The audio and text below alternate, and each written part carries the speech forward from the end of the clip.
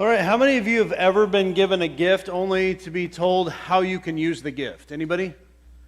Think about this as a child, right? You're given a new game system, a new toy, and now your parents tell you when you can play it, how you can play it, right? They take it away when you don't behave, and you're probably thinking like, that's not fair at all, right? You gave me a gift, and now you're telling me how to use that. Maybe in more of a modern context, like you finally got one of those smartphone contraptions, and now your parents have all sorts of apps on there monitoring how you use it.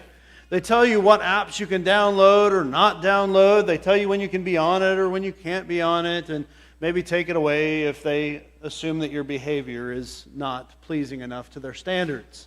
Right? We get locked into like, hey, I have a freedom, but I don't.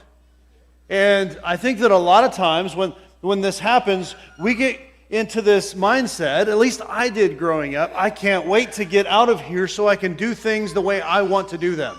Anybody else? I can't wait to get out of here so I can do things my way. Right? I'm going to have my car and I can put it on my station and I can drive it as fast as I want to or as slow as I want to. I can't wait to get my house, and so it's my rules and I get to define that. And it works great until the first bills start rolling in and you realize, like, gosh, this freedom that I've been longing for actually costs me financially. Somebody has to pay for the internet bill. Somebody has to pay for the electricity or to buy that smartphone or to pay for that contract. We even realize that it costs us our time because we can't just go out to the money tree in the backyard and grab the cash that we need to pay for these things. We have to sell our time to the local employer so that we can attain the money to buy the stuff that we want to hang on to. And all this freedom stuff just kind of goes out the window. And I think that the term for that, and it's been coined over the last number of years, adulting, right? Welcome to adulting. It's not near as fun as it sounds like initially because you're always still a slave to somebody else.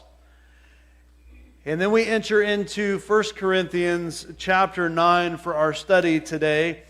And we're actually going to pick up in chapter 10 first, page 957 in the black Bibles we provide. In this series today, we've been talking really about how do we go from attending church to being the church? How do we move from just attending the church to actually being the church? It's a big pivot, but there's little adjustments that we can make and some very important practical adjustments that we have to be able to make in this process so that we can kind of aerate the soil and produce as much fruit as possible. That would be the biblical analogy. In Nebraska, we understand dry, arid soil, and it needs moisture so the crops can grow. And this year, it's gotten plenty of moisture to be able to grow. And so we know that that is a reality. But when it comes to freedom, the question would be like, who gets to define what the freedom is? Who gets to define what the rules are, the list of things that you can and cannot do? And there's all sorts of people telling you what you can and cannot do, and we kind of rebel and push back against that. But some of the things, if we anchor into our heritage, whether that is going back to the early church where they devoted themselves to the apostles' teaching, or the restoration movement that I've introduced you guys into, that we anchor ourselves to the truth, but we pursue after the unity of the believers, also that we can seek and to save the lost. Like, those are very important tenets. And sometimes we open up the Bible and it says, hey, don't do that. And we're like, all right, it talked about that, right? Don't lie. Don't steal. All right, it's pretty clear. Don't do that. But what about some of the things that it doesn't talk about? The Bible, as far as I know, I've never found a passage that says, don't spend 5 hours a day on TikTok. Right? It doesn't say that. It doesn't say like what apps you should have or shouldn't have. Right? How much time you should spend on that. How much time you should devote to that new series that just came out on Netflix. Right? It doesn't tell us those kind of bits and pieces, and we have to find ways to navigate. But it's not just those things. Like, what does the Bible tell us about what kind of food we should eat? How much to prioritize sex? How much to prioritize work? Like, all of these things, like they can be good things, but they can be taken out of context. Right? We can chase after those things And what about like what TV shows and movies and other media, books that we read? How much of my life do I expose to those kind of influences? How much time do I spend around people who don't have the same values that I have? And then we get to things like alcohol, right? And so, do I drink? Don't I drink? How much do I drink? And it used to be like black and white, I think, in the church world, at least where I've served at, when it came to marijuana, right? We don't do that because the law says don't do it, and God says follow the law of the land. Well, what happens when the laws change? Now, what do we do with that? Right? How do we wrestle with some of these things that kind of fit in the gray areas? And we can easily ask, like, okay, what's the Bible say? But when the Bible doesn't speak directly, how do we use the Spirit of God as our conscience, as our guide, and the biblical principles that we're attaining to guide us in that process? And so we have freedoms in life, but the freedoms can get us in trouble, and the freedoms can actually help other people. But it's how we use them that really matters. And so we're going to be diving into Paul's letter to the church in Corinth, who definitely struggled with some of these freedoms and the tension that lies in between. And I want to take us first to chapter 10, verse 12. And it says, "Therefore, let anyone who thinks that he stands take heed lest he fall. No temptation has overtaken you that is not common to man." Right? One of the things that impedes our freedom is sin. When we don't do the things that honor God, whether to do what He wants or to not do what He wants us to avoid, it impedes our freedom to actually move and to do and to follow and to serve and to obey what God wants us to do in life. And every one of us, we have to be careful of those sin issues or of those temptations that may present themselves. But the cool thing is, like, we're not facing anything new. Solomon says there's nothing new under the sun. We don't have new temptations. We just have new expressions of the same old temptations. And so we have to find ways to navigate. And if the temptations have popped up before, then perhaps there's a way to address those temptations in our life. And so the model given for us is here in chapter 10, starting in verse 1, it's Israel. Now, as we read through this, it's going to be super easy for us to go, I don't get it. Like, I don't understand the Old Testament. I don't understand what they were up against. But I think that there are some very practical insights and applications that we can take from the life of Israel, which is probably why it says in verse 11, now these things happened to them as an example, but they were written down for our instruction, right? On whom the end of the ages has come. So we're learning from their example. Verse 1, "For I do not want you to be unaware, brothers, that our fathers were all under the cloud, and all passed through the sea, and all were baptized into Moses, in the cloud and in the sea, and all ate the same spiritual food, and all drank the same spiritual drink. For they drank from the spiritual rock that followed them, and the rock was Christ. Nevertheless, with most of them, God was not pleased, for they were overthrown in the wilderness." If you don't know the Old Testament, you don't know the story of Israel that's found in the book of Exodus, this is a great way to just kind of compartmentalize this and go, everything about this was actually pointing us to Jesus. And so they were enslaved in Egypt. They went there for provision. The provision happened, the generation changed, and they were enslaved because of fear. And so they cried out to God for freedom from that slavery, and God delivered them out through the issuing of plagues. And the Israelites, God's chosen people, were protected, but the Egyptians were ravished. And so God leads them out, and He leads them by cloud and by fire, and He leads them across the Red Sea where it parts. They walk on dry ground. The Egyptians try to follow, but it encompasses them, and they find a very watery grave. It's equated here to baptism, right? The immersion of the Spirit and of the water that is leading them on. We see that when they were in the wilderness, they had manna, food every day provided for them. They had water given to them so that they could be nourished. And all of this was a gift from God. I want you to understand there is nothing about any of these things listed that were based on their own merit.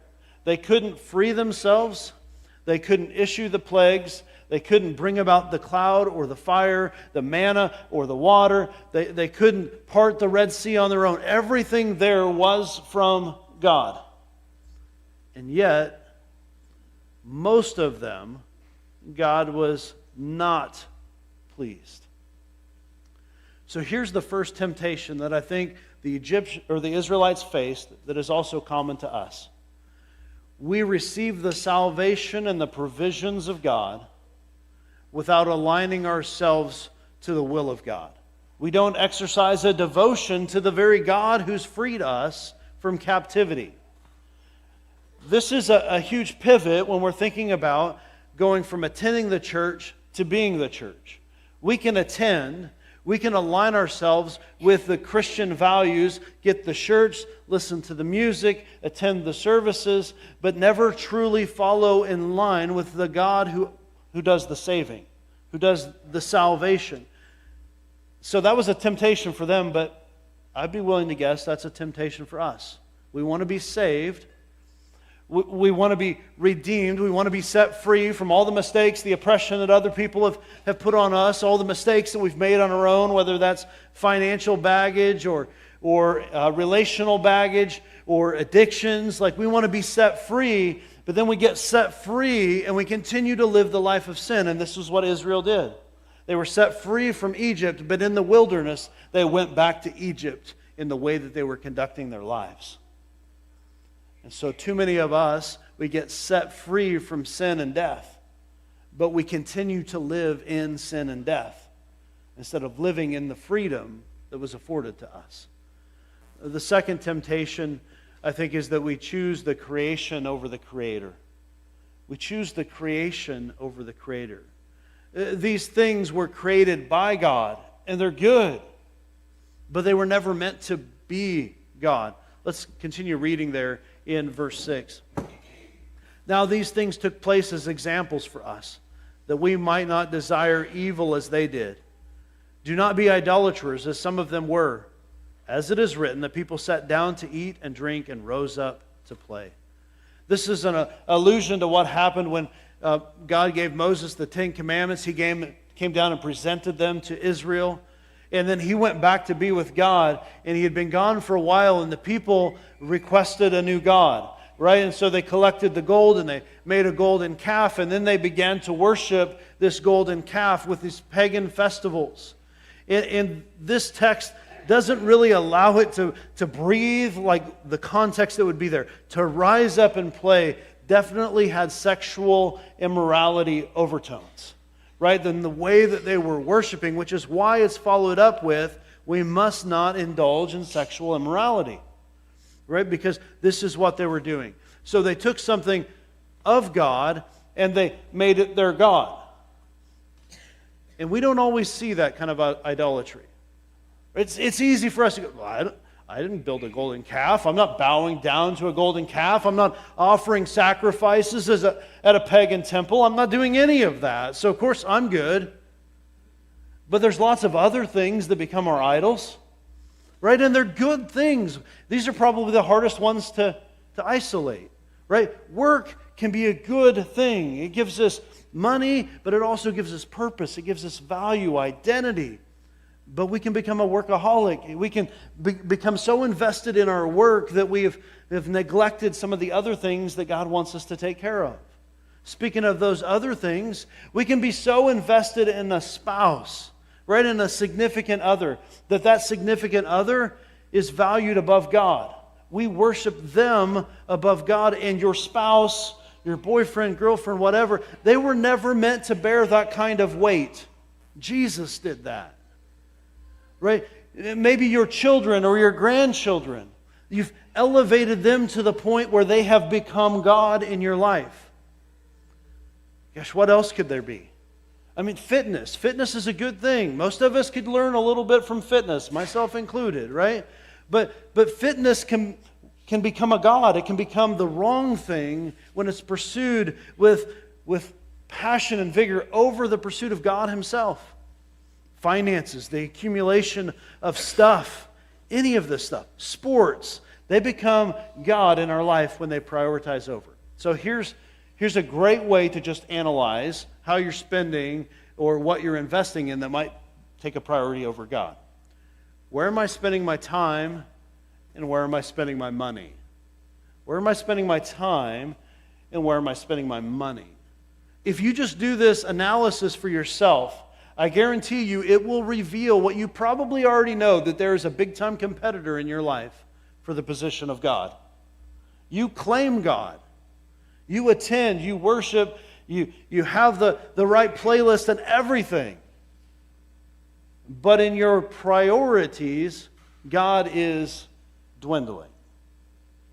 And so I want to encourage you to invest in the right things. So we have a temptation to have salvation without devotion. We have a temptation to worship the creation over the Creator. I believe we also have a temptation to worship immorality over purity. Right? That we're going to do what we want, darn the consequences, right? Because if it feels good, do it. And those are the things we pursue after. The world that we live in, whether it's in media that we take in, or the culture that we're in our workplaces, or in our schools, it is driving us towards immorality. And it's okay to do that. It's actually glamorized. But the temptation to be immoral, impure, like it's still there. If we go to the next section, it talks about some of the other struggles that we face. Right? We must not put Christ to the test, as some of them did and were destroyed by serpents. Not grumbling, as some of them did and were destroyed by the destroyer. Right? We have a temptation to put God to the test rather than just trust Him. There are a lot of times that we go, God, if you really want me to do this, then lay that out. When He's already spoken on it, He's already given us the words to say. And yet the people of Israel, when they were told by God through Moses, what to do and what not to do, they just kept putting Him to the test. They kept pushing the boundaries. They kept trying to engage their own will, their own desires, instead of just trusting what God would want them to do. My guess is that's probably a temptation that you and I still wrestle with.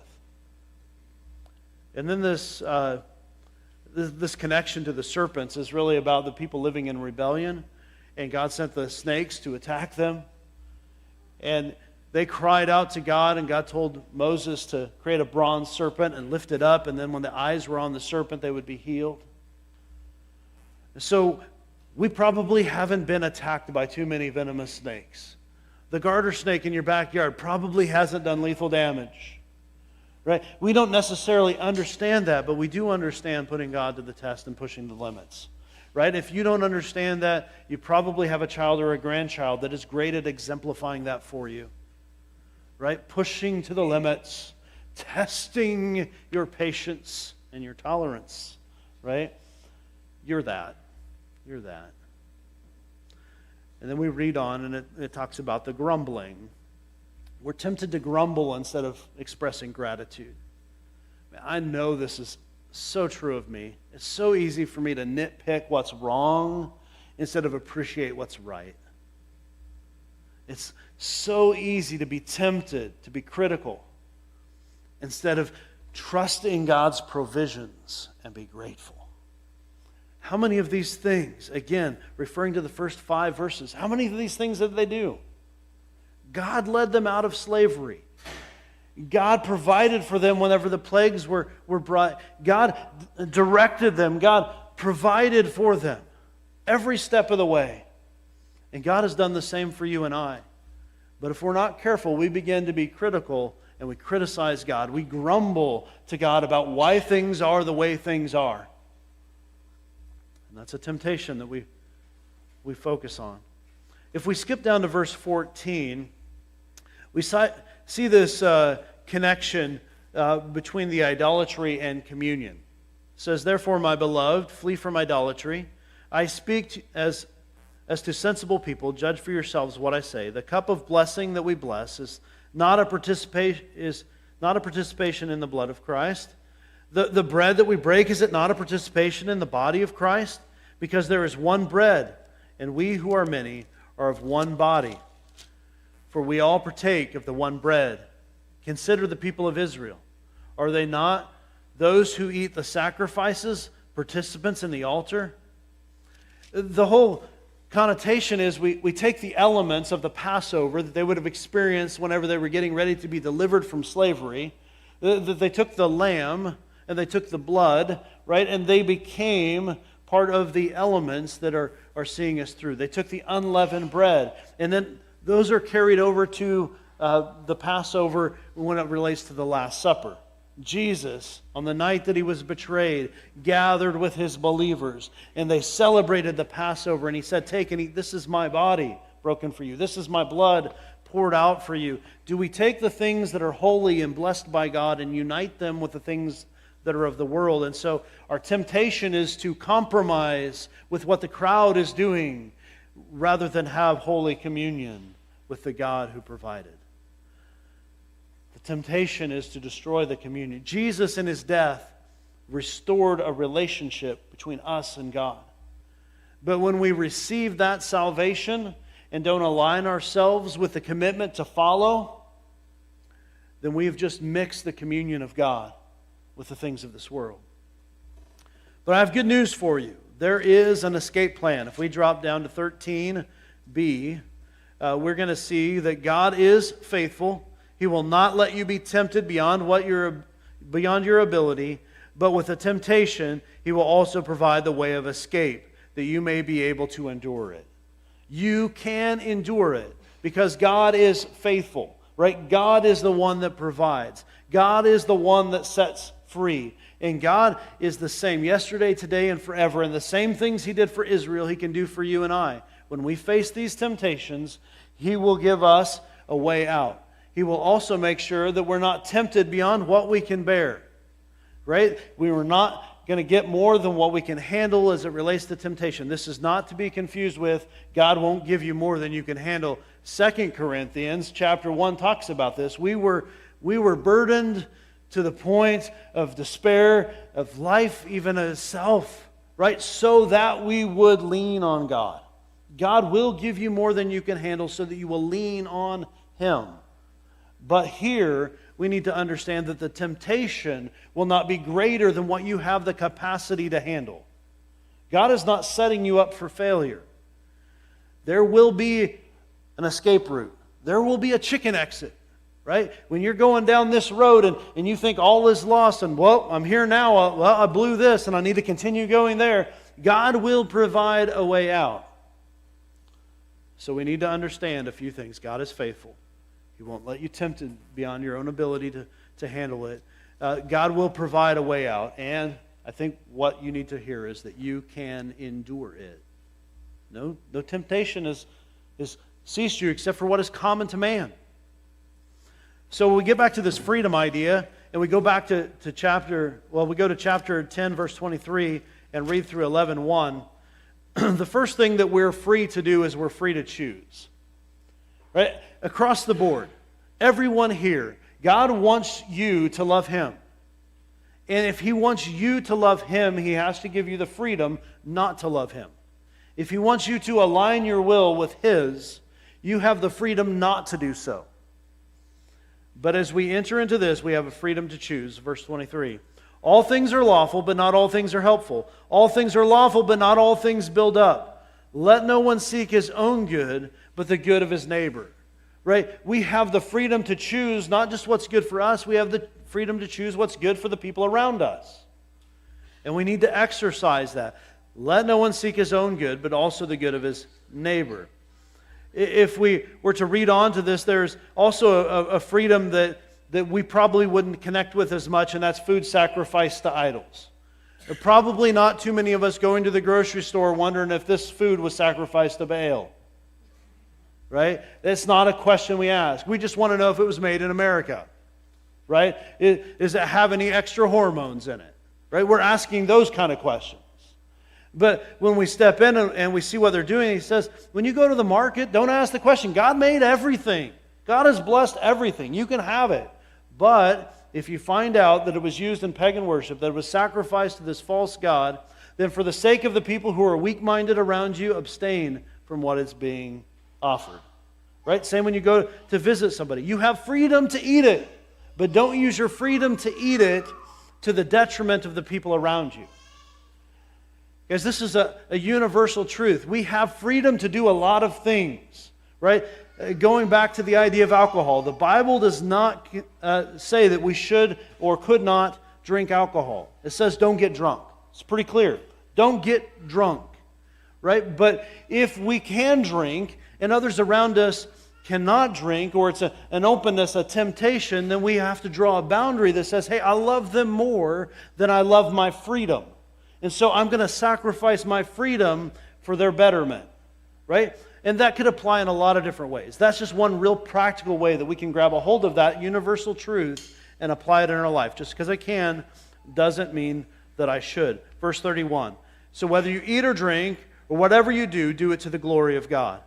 Give no one offense to the Jews or to the Greeks or to the church of God, just as I try to please everyone in everything I do, not seeking my own advantage, but that of the many, that they may be saved. Right? It's not about me. It's not about what gets me ahead, but it's about the greater good of the people. It's for the advantage of all the people. I do all things. I'm sacrificing. And so when we get this verse, it's a common verse. Be imitators of me as I am of Christ. Right? And we can take that out of context, but what Paul is really driving at here is sacrifice your own desires, sacrifice your own freedom, so that other people who are far from God can be brought near to God so that they can have communion with Him. So follow me in that. Follow me in giving up yourself, giving up your own identity, seeking your own glory, for seeking the glory of God, which is to bring in those who are far from Him into a right relationship with Him. That's why we do what we do. And so we go back to chapter 9 and pick up in verse 19. And this expounds on the idea a little bit more. For though I am free from all, I have made myself a servant to all, that I might win more of them. We're free to choose, but we're also free to serve. This can be lost in a lot of what we do. When we just go to church, instead of be the church, when we go, it's about what can be done for us. But when we are being the church, it's what we can do for others. So we're free to serve them. For though I am free from all, I made myself a servant to all. We're not joining a country club with bennies, right? This is not about the benefits that you can receive. It's about signing up for an army that has lost people who are hurt, who are dying apart from God, and we have the opportunity to reach them with the love of God. But we have to be willing to sacrifice our own wants and desires so that we can do so. That's the difference between attending the church and being the church. To the Jews, I became as a Jew in order to win the Jews, right? They had the law. I subscribed to the law even though I didn't have to follow the law. I did it so that I could reach them. To the people who didn't have the law, even though I had Jesus, I catered to what they were doing so that I could win them without sacrificing the truth that is in the Word of God.